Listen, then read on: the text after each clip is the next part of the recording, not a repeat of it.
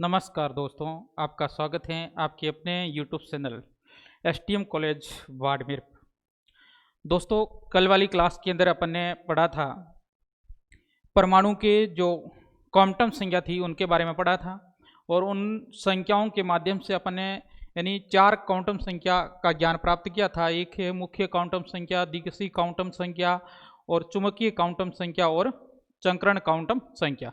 इन्हीं के माध्यम से अपन ने कक्षा यानी कक्षा कहें या कोष कहें एक और ज्ञान प्राप्त किया था अपन ने उपकोष। और चुंबकीय क्वांटम संख्या से हमें कक्षक की जानकारी प्राप्त हुई थी और चक्रण से प्राप्त हुआ था इलेक्ट्रॉन की जो गति है परमाणु की चारों ओर वो किस प्रकार रहती है उसके बारे में अपन ने अध्ययन किया था। तो दोस्तों, आज अपन पढ़ेंगे जो कक्षक हैं, उपकोष हैं, उसके अंदर इलेक्ट्रॉन है वो किस प्रकार उपस्थित रहते हैं, किस प्रकार भरे जाते हैं, उनके बारे में अपन पढ़ेंगे। तो कक्षा तो आपको पता है कौन सी कक्षा पढ़ी थी, यानी कक्षा है या अपन उससे कह सकते हैं कोष। ये कौन कौन से हैं पढ़ा था। ये मुख्य जो क्वांटम संख्या उसके आधार पर ज्ञात किया था, जैसे K, L, M, N। इस प्रकार चल रहा था, ये चलता रहता है, अपने यहाँ तक ही काम आएंगे, आगे भी चलता है। अब उसके बाद अपन ने ज्ञात किया था उपकोष। उपकोष के अंदर क्या था? उपकोष था H, P, D और F।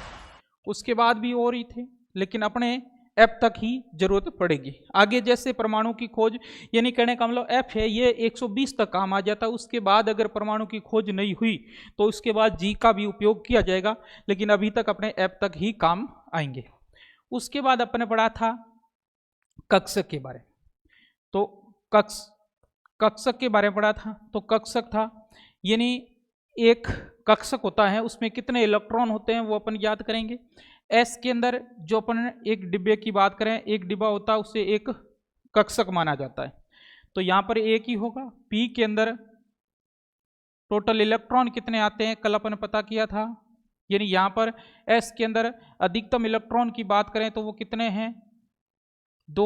P के अंदर अधिकतम इलेक्ट्रॉन 6 आते हैं, D के अंदर 10 आते हैं, F के अंदर 14 आते हैं। और एक ये डब्बा है जिसे कक्षक बोला जाता है, उसके अंदर अधिकतम दोस्तों 2 इलेक्ट्रॉन आते हैं। तो S के लिए 1, P के लिए कितने डिब्बे हो जाएंगे? 3। इसी प्रकार D के लिए कितने हो जाएंगे दोस्तों? टोटल 5 डिब्बे हो जाएंगे। इसी प्रकार F के लिए कितने हो जाएंगे? 7 डिब्बे हो जाएंगे। टोटल इलेक्ट्रॉन है वो कितने हैं? 14। 1, 2, 3, 4, 5 और ये 6, 7 हो गए। 7 डिब्बे भरे जाते हैं। अब इसके अंदर इलेक्ट्रॉनों का भरने का क्रम होता है वो किस प्रकार होता है, और इसमें इलेक्ट्रॉन भरने का जो क्रम के आधार पर ही अपन क्या करेंगे, इलेक्ट्रॉनिक विन्यास पता करेंगे। तो सबसे पहले अपन इलेक्ट्रॉन भरते कैसे हैं, तो जैसे इलेक्ट्रॉन होते पहले इसमें आएगा, जैसे ये एक इलेक्ट्रॉन भरा, एक कक्षक के अंदर अधिकतम 2 इलेक्ट्रॉन आते हैं, तो एक इधर भरने के बाद दूसरा यहाँ भरेंगे। फिर यहाँ अगर P के अंदर इलेक्ट्रॉन भरते हैं तो पहले एक एक इलेक्ट्रॉन भरेंगे, इस कक्षक के अंदर, इस कक्षक के अंदर, इस कक्षक के अंदर। अब जैसे इसमें P के अंदर अधिकतम इलेक्ट्रॉन 6 भर सकते हैं, तो पहले अपने पास आता है 3 इलेक्ट्रॉन भर लिए। अगर मान लो P का 4 इलेक्ट्रॉन है तो वापिस यहाँ से भरना शुरू करेंगे, यहाँ से भरते भरते चलेंगे, ना कि ऐसा जैसे ये अपन ऐसे भर दे तो गलत है। जैसे मान लो अपने पास ये P है और P के पास मान लो अपने पास इलेक्ट्रॉन है 5 इलेक्ट्रॉन है, तो इस प्रकार अपन नहीं भर सकते कि ये इलेक्ट्रॉन 2 इसमें भर दिए, 2 इसमें भर दिए, फिर वापस से एक बच्चा, ये गलत हो जाएगा। यानी अपने पास कैसे भरने हैं, पहले इलेक्ट्रॉन को यानी एक एक भरना है, फिर वापस शुरुआत से दूसरे इलेक्ट्रॉन को भरना शुरू करना है। इस प्रकार अपने इलेक्ट्रॉनिक विन्यास है वो ज्ञात कर सकते हैं। तो ये अपने कल पढ़ लिया था। आज अपन इलेक्ट्रॉनिक विन्यास है वो किस प्रकार निकालते हैं उसके बारे में अपन पढ़ेंगे। तो जैसे इलेक्ट्रॉनिक विन्यास याद करना है, इलेक्ट्रॉनिक विन्यास लिखते हैं उसमें क्या लिखेंगे अपन, जैसे एक इलेक्ट्रॉनिक विन्यास है उसका भरने का क्रम भी अपने पास आना चाहिए। भरने का क्रम क्या होता है मैं आपको बता देता हूं। जैसे प्रथम इलेक्ट्रॉन जाते हैं वो 1H के अंदर जाता है। 1 का मतलब होता है जैसे अपने परमाणु है, अपने पास ये परमाणु है, इस परमाणु की नाभि के चारों ओर यह क्या रहते हैं, कक्षक उपस्थित रहते हैं इस प्रकार से। इस प्रकार से उपस्थित रहते हैं। ये पहला होता है, अपने पास आ जाता है। यहाँ पर बात करें, इसका मान होता है जैसे n बराबर 1 होता है, इसका मान होता है n बराबर 2, ये होता है n बराबर 3 होता है। इसी प्रकार आगे का भी चलता रहेगा। यहाँ आ जाएगा अपने पास n बराबर 4 हो जाएगा। और ये भी पढ़ लिया था, n का मान अगर 1 है तो उससे क्या बोलेंगे, ये k हो जाएगा, l m n इस प्रकार चलता रहेगा। तो यहाँ पर 1 लिखा हुआ, 1 का मतलब है कक्षा कौन सा है, पहला कक्ष। पहले कक्षा कौन सी है, k के लिए अपने 1 आया है। और ये भी पढ़ा था k के अंदर उपकोष कौन से आएंगे, h, l के अंदर h p, m के अंदर कौन कौन से आएंगे, s p d, और n के अंदर कौन आएंगे, h p d और f, इस प्रकार चलता रहेगा। यहां पर क्या है, इसको अपन ऐसे लिख सकते हैं कि k में नहीं लिखूंगा, इसके लिए क्या लिखूंगा, इनकी संख्या है, नंबरिंग है, वो ले लेता हूं। k का नंबर कौन सा होता है, यहाँ 1 है, तो मैंने यहाँ k नहीं लेकर इसको क्या ले लिया, 1 से दर्शा दिया। इसी प्रकार दूसरा कौन सा जगह, l, मैं l नहीं लिखूंगा, l की जगह क्या ले, इसकी नंबरिंग ले लेता हूं। नंबरिंग कितनी है, 2 है, तो मैं यहाँ लिख सकता हूं 2h और 2p, क्योंकि दूसरा कक्षा है अपने पास l के अंदर 2 उपकोष होते हैं, h और p। इसी प्रकार अगला कौन सा आ जाएगा, 3m के लिए, यानी मैं m के अंदर उपकोष आता है h p d, मैं m नहीं लिखूंगा, m h m p m d नहीं लिखूंगा, m की नंबरिंग ले लूंगा, और m की नंबरिंग है अपने पास कितनी है, 3 है, तो मैं यहां ले लूंगा 3h 3p 3d। इसी प्रकार अगला कौन सा n वाला है, तो यहां पर ले लेंगे 4h 4p 4d और 4f। इसी प्रकार यहां ले लूंगा 5h 5p 5d 5f। इसी प्रकार अगला ले लेता हूं 6s 6p 6d और 6f। इसी प्रकार अगला लेता हूं तो 7s 7p 7d और 7f। अब इलेक्ट्रॉन का भरने का क्रम रहेगा दोस्तों, वो अपने पास क्या रहेगा, सबसे पहले इस प्रकार भर लो, इलेक्ट्रॉन इसमें भरा जाएगा, फिर उसके बाद कहां भरा जाएगा, H के, फिर इस प्रकार से आप पता कर सकते हैं।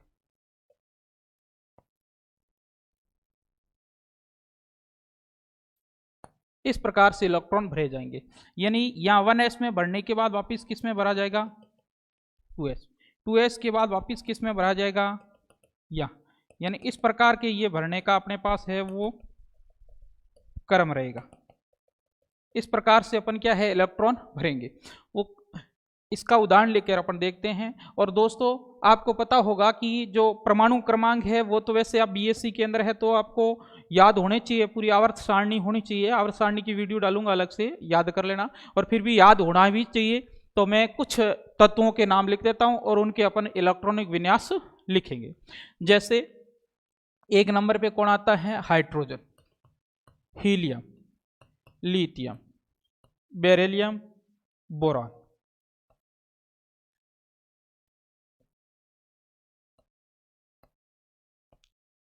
फ्लोरीन, नियॉन, सोडियम वगैरह इस प्रकार आता रहता है। तो इसके अंदर अपन क्या करेंगे, इलेक्ट्रॉनिक विन्यास, जैसे आगे देखें मैग्नीशियम, इसका इलेक्ट्रॉनिक विन्यास लिखेंगे। तो सबसे पहले दोस्तों अपन को क्या है, परमाणु क्रमांक याद होने चाहिए, फिर कक्षा कौन सी है, इस प्रकार से अपन को उपकोष वगैरह याद होने चाहिए। इस प्रकार से तो पहले इलेक्ट्रॉनिक विन्यास लिखने से पहले अपने इसमें परमाणु क्रमांक जितने होंगे उतने ही उसके अंदर क्या होंगे, इलेक्ट्रॉन उपस्थित होंगे दोस्तों। तो इसका परमाणु क्रमांक 1 है, 2 3 4 5 6 7 8 9 10 11 12 बड़े तत्वों के भी अपने इलेक्ट्रॉनिक विन्यास लिखेंगे। पहले ये सरल वाले समझो, यहाँ पर इलेक्ट्रॉन कितने हैं दोस्तों, ये परमाणु क्रमांक भी है, और जो जिस तत्व का जो परमाणु क्रमांक होता है उसमें उतने ही क्या होते हैं, इलेक्ट्रॉन उपस्थित होते हैं। तो इसके अंदर इलेक्ट्रॉन 1 है, तो 1 किसमें आएगा, 1 यानी क्या मतलब K, उसके अंदर उपकोष कौन सा है, H, 1H। 2 आता है, अधिकतम 2 इलेक्ट्रॉन आता है, लेकिन अपने पास कितना 1 है, तो यहाँ पर 1s क्या आ जाएगा, 1 आ जाएगा। इसी प्रकार अपने हीलियम का देखते हैं तो क्या हो जाएगा 1s2। लिथियम का देखते हैं तो अपने पास क्या आ जाएगा 1h2। अब 2 इलेक्ट्रॉन हो गए टोटल, लिथियम के पास इलेक्ट्रॉन है 3, तो अगला किस में जाएगा 1 के बाद वापिस किस में, दूसरा कक्षा कौन सा है एल के अंदर, एल को किससे 2 से दर्शाएंगे यानी 2s में चला जाएगा, तो यहाँ हो जाएगा 2h। कितने इलेक्ट्रॉन बचे हैं 2 और टोटल 3 है, 1 इसमें चला जाएगा। इसी प्रकार मैं इसका लिखता हूं बेरिलियम का टोटल इलेक्ट्रॉन कितने 4, तो यहाँ हो जाएगा 1s2 2h, 4 है टोटल, 2 और 2 इसमें चले जाएंगे, कितने हो गए 4 हो गए। इसी प्रकार मैं बोरॉन का लिखता हूं तो क्या हो जाएगा 1s2 2h2, कितने हो गए 4, एक इलेक्ट्रॉन और बचे टोटल 5 है, तो वो कहाँ जाएगा 2s के बाद वापिस किसमें 2p के अंदर चला जाएगा, तो यह हो जाएगा 2p1। टोटल कितने हो गए 2 और 2 4 और 1 5, इसके पास कितने हैं 5। इसी प्रकार कार्बन के अंदर 1s2 2s2 2p कितने हो जाएंगे 2 और 2 4 टोटल 6, तो यहाँ कितने आ जाएंगे दोस्तों 2 आ जाएगा। इसी प्रकार नाइट्रोजन की बात करें 1s2 2s2 2p कितने हो जाएंगे 4 और 3 आ जाएगा। इसी प्रकार ऑक्सीजन की बात करें 1s2 2s2 2p4 हो जाएगा। ये दोस्तों याद रखना जरूरी है, क्योंकि आगे अपन जो सहसंयोजी बंध है, उपसहसंयोजी यानी बंध कौन से भी हो वो पढ़ेंगे, तो उसमें परमाणु आपस में जुड़ेंगे यानी तत्व जुड़ेंगे। वो जुड़ने के लिए क्या होना चाहिए, उसके पास संयोजकता के आधार पर जुड़ेंगे। वो संयोजकता इन्हीं इलेक्ट्रॉनिक विन्यास के आधार पर ही अपन निकाल सकते हैं। अगर इलेक्ट्रॉनिक विन्यास अपन को पता नहीं है तो दोस्तों अपन क्या है उसका संयोजी कोष भी पता नहीं कर सकते, वैलेंसी सेल की पता नहीं कर सकते, और वैलेंसी सेल पता नहीं होगा तो अपन ने इसका मतलब वैलेंसी इलेक्ट्रॉन की भी पता नहीं कर सकते हैं। तो ये इलेक्ट्रॉनिक विन्यास जरूरी है। अगला है इसका लिए हो जाएगा 1s, टोटल इलेक्ट्रॉन अपने पास 9 है, 1s2 2h2 2p कितने हो जाएंगे 4 हो गए, 5 बचे हैं 5, क्योंकि p के अंदर अधिकतम कितने आते हैं दोस्तों 6 इलेक्ट्रॉन आते हैं, कल अपने पढ़ा था। नियोन का क्या हो जाएगा 1s2 2s2 2p6, 2 8 और 2 10 टोटल 10 ये। सोडियम का हो जाएगा 1s2 2s2 2p6। अब देखो यहां पर इलेक्ट्रॉन है 11, 2 और 2 4, 4 और 6 10 हुए, टोटल 11। मैं यहाँ 7 नहीं रख सकता, क्योंकि 7 हो जाएगा तो p के अंदर अधिकतम 6 ही आ सकते, 7 नहीं आएंगे। तो 2p के बाद किस में आएगा इलेक्ट्रॉन, 2p के बाद वापिस इलेक्ट्रॉन आएगा 4s के अंदर, तो यहां हो जाएगा 4h1 सॉरी 3s1 हो जाएगा। इस प्रकार से इलेक्ट्रॉन हो जाएंगे, यानी वापस से 2p के बाद क्या हो जाएगा वापस 3s1 के अंदर आ जाएगा। इसी प्रकार मैग्नीशियम का लिखता हूं तो 1s2 2h2 2p6 3h2 हो जाएगा। इस प्रकार इलेक्ट्रॉनिक विन्यास है, कितनी भी बड़ी संख्या हो उसका अपन आराम से लिख सकते हैं, कोई दिक्कत वाली बात नहीं है। अगला अपन देखते हैं, जैसे बड़ा कोई तत्व लेके देखते हैं। जैसे मान लो मैंने Cl ले लिया, Cl है दोस्तों, इसका परमाणु क्रमांक कितना है तो Cl है, यानी इसे बोला क्या जाता है क्लोरीन। परमाणु क्रमांक कितना हो जाएगा 17, तो आप लिखो यहां से 1s2 भर गया पहला कक्षा, दूसरा 2h2 2p कौन सा हो जाएगा 6 3h2, टोटल इलेक्ट्रॉन 10 और 2 12, फिर वापिस आ जाएगा 3p के अंदर अधिकतम 6 इलेक्ट्रॉन आते हैं, तो कितने हो जाएंगे 12, यानी 10 2 12, और यहाँ टोटल कितने 17, बाकी कितने रहे 5 और 5 आ जाएगा इसके अंदर। ये इसका क्या हो जाएगा इलेक्ट्रॉनिक विन्यास है दोस्तों, वो हो जाएगा। इसी प्रकार अपन दूसरा कोई ले लेते हैं, जैसे कोबाल्ट ले लिया। अब दोस्तों कोबाल्ट है, इसका परमाणु क्रमांक आपको पता होना चाहिए, यानी परमाणु क्रमांक और तत्वों के संकेत हैं प्रतीक है वो ज्ञात कर लो, तो इलेक्ट्रॉनिक विन्यास कोई बड़ी बात नहीं है। तो इसका परमाणु क्रमांक होता है वो अपने पास कितना होता है 27 होता है, प्लस इसका संकेत होता है वो क्या होता है CO होता है, CO होता है। तो इधर देखो ये हो जाएगा CO, और परमाणु क्रमांक है अपने पास वो कितना है 27 से। तो अब जो क्रम आपको पता है उस क्रम के अनुसार इसमें इलेक्ट्रॉन है वो भरते जाओ, अपने आप इलेक्ट्रॉनिक विन्यास आ जाएगा। तो क्या हो जाएगा 1h2 2h2 2p6 3h2 3p6 हो जाएगा। अब टोटल इलेक्ट्रॉन कितने हुए देख लो, 2 2 4 10 10 और 2 12 12 और 18 हो गए। 18 के बाद अब कौन सा आ जाएगा, P के बाद वापिस P है, P के बाद वापिस कौन आ जाएगा 4s, इसमें 2 इलेक्ट्रॉन आ गए, कितने हो गए 20। वापिस कौन आता है 3d, d के अंदर अधिकतम इलेक्ट्रॉन कितने आते हैं अपने पास, यानी 10 भर सकते हैं, और इलेक्ट्रॉन बचे कितने हैं 10 2 12 और 18 और 2 20 7 बचे, तो 7 इसके अंदर आ गया 3d। ये इसका क्या हो जाएगा इलेक्ट्रॉनिक विन्यास हो जाएगा। ये क्रम याद रखना, तो अपने आप इलेक्ट्रॉनिक विन्यास अपन है लिख सकते हैं। इसी प्रकार आप अगला भी लिख सकते हो, जैसे अगला कौन सा था 28 पे कौन होता है निकल होता है, तो इसका लिख देते हैं 28 पे, तो इसका क्या हो जाएगा 1h2 2h2 2p6 3h2 3p6 4s2 और 3d8 हो जाएगा। आराम से बड़ी संख्या कितनी भी हो आप उसका इलेक्ट्रॉनिक विन्यास है वो आराम से लिख सकते हैं, कोई दिक्कत वाली बात नहीं है। इस प्रकार अगर आप इलेक्ट्रॉनिक विन्यास लिख सकते हो तो आगे के यानी जितने बंद अपन पढ़ेंगे उसमें कोई दिक्कत वाली बात होगी नहीं। तो इस प्रकार से लिखा जाता है। आगे अपन देखते हैं, मैं इसके अगर कक्षकों के अंदर आप यानी दर्शाने के लिए कहूं तो कक्षकों के अंदर आप किस प्रकार दर्शाएंगे। जैसे मैं इसकी बात करूं, यहां पर कक्षा कितना आ जाएगा 1 P है, यानी ये एक कक्षा, दूसरा कक्षा, तीसरा, 3 कक्षा हैं वो अपने यहां उपस्थित है, 3 कक्षाएं हैं।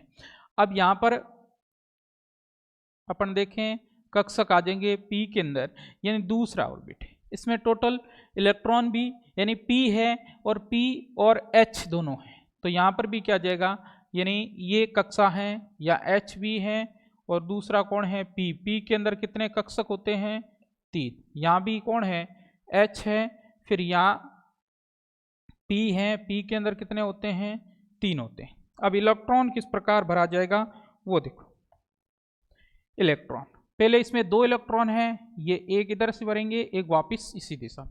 इसके अंदर S के अंदर 2 हैं, एक ये 2, इसके अंदर 6 है 1 2 3। मैंने पहले भी बताया था एक एक इलेक्ट्रॉन पूरे कक्षक के अंदर भरेंगे, दोबारा अधिक बच गए तो वापस स्टार्ट करेंगे यहाँ से। और ये भी बताया था कल अपन क्वांटम संख्या की चौथी क्वांटम संख्या पढ़ी थी चंक्रण, वो क्या बताती है इलेक्ट्रॉन की गति बताती है, यानी आधे चक्कर के अंदर इलेक्ट्रॉन धनात्मक और आधे के अंदर ऋणात्मक गति यानी विपरीत दिशा के अंदर गति करता है। इसके अंदर 2 इलेक्ट्रॉन हैं 1 2, इसके अंदर 5 हैं 1 2 3। वापस यहाँ से शुरू नहीं करेंगे, यहाँ से इलेक्ट्रॉन भरना शुरू कर देंगे और अंतिम इलेक्ट्रॉन रहे वही नहीं एक कक्षा के अंदर 1 इलेक्ट्रॉन। अच्छा दोस्तों, आपसे पूछा जाए अयुग्मित इलेक्ट्रॉनों की संख्या कितनी है किस क्लोरीन के अंदर, अयुग्मित इलेक्ट्रॉन जिसका युग्म नहीं बन रहा है। यह ध्यान रखना दोस्तों, इलेक्ट्रॉनों का युग्म बनता है जब 2 इलेक्ट्रॉनों से एक युग्म बनता है, तो यहां पर इलेक्ट्रॉन का युग्म है, युग्म यहां भी युग्म यहां भी युग्म, यहां क्या है इलेक्ट्रॉन अकेला है। तो अयुग्मित इलेक्ट्रॉन की बात करें तो वो कितनी होगी, अयुग्मित इलेक्ट्रॉन होंगे वो कितने होंगे 1 होगा जो अयुग्मित, या अपन कह सकते हैं अर्धपूरित कक्षक। अर्धपूरित यानी पूर्ण रूप से भरे हुए नई कक्षक होते हैं वही है। इसी के माध्यम से अपन क्या निकालेंगे सहसंयोजी सहसंयोजकता यानी सहसंयोजी कोष वगैरह निकालेंगे। अब दोस्तों पूछा जाए कि क्लोरीन के अंदर संयोजी कोष कौन सा है, तो संयोजी कोष का मतलब होता है सबसे बाहरी कोष कौन है 3 वाला।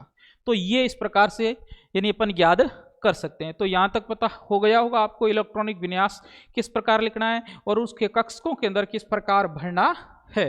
तो कक्षक के अंदर मैंने बताया था अगर कक्षक 1 से अधिक हैं तो पहले एक एक इलेक्ट्रॉन पूरों के अंदर भरेंगे, दोबारा अगर इलेक्ट्रॉन बचते हैं तो प्रथम कक्षा से वापस कक्षक से वापस स्टार्ट करने का काम करेंगे। तो इस प्रकार से अपन लिख सकते हैं इलेक्ट्रॉनिक विन्यास। अब देखो आगे हैं, जैसे अपन इलेक्ट्रॉनिक विन्यास सीख लिया है तो उसके बाद अपने पास कुछ जैसे संयोजी कोष होता है यानी वैलेंसी सेल होता है, वो किस प्रकार याद करते हैं वो याद करेंगे। एक तो होता है संयोजी कोष। संयोजी कोष क्या होता है, यानी वैलेंसी सेल बोला जाता है इसको इंग्लिश में। ये क्या होता है, ये ज्ञात करना होता है। तो संयोजी कोष का मतलब होता है किसी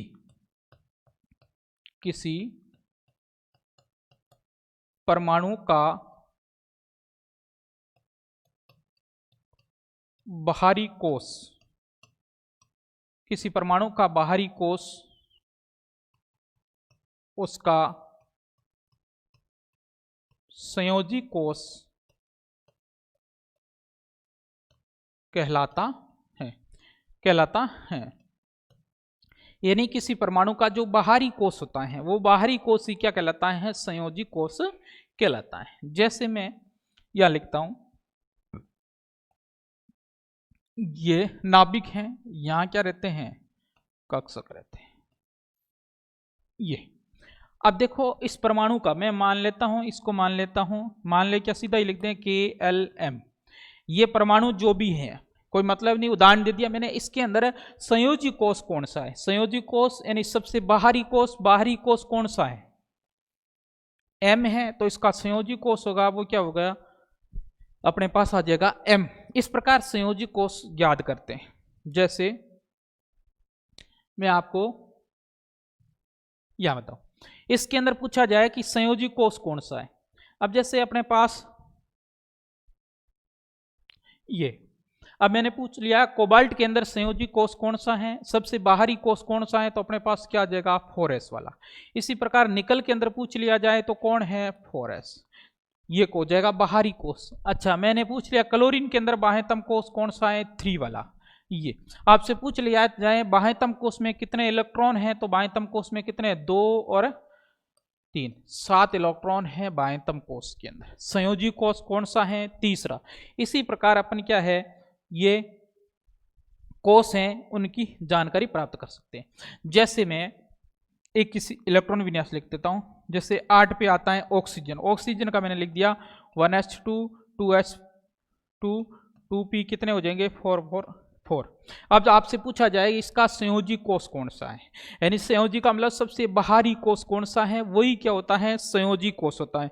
तो इसका संयोजी कोष होगा वो कौन सा हो जाएगा, यानी ये तो हो जाएगा 1, यानी ये कौन सा है K वाला, और अगला हो जाएगा अपने पास ये कि L यानी 2 का मतलब क्या होता है L, संयोजी कोष कौन सा है, दूसरा, और L, और इसमें इलेक्ट्रॉन कितने हैं, 2 और 2 कितने, 2 और 4 6 इलेक्ट्रॉन इसके अंदर उपस्थित रहते हैं। तो दोस्तों आप संयोजी कोष याद कर सकते हैं, किस प्रकार याद किया जाता है, यानी परमाणु का बाहरी कोष क्या कहलाता है, संयोजी कोष कहलाता है। परमाणु का सबसे अंतिम कोष होता है वो क्या कहलाता है, संयोजी कोष।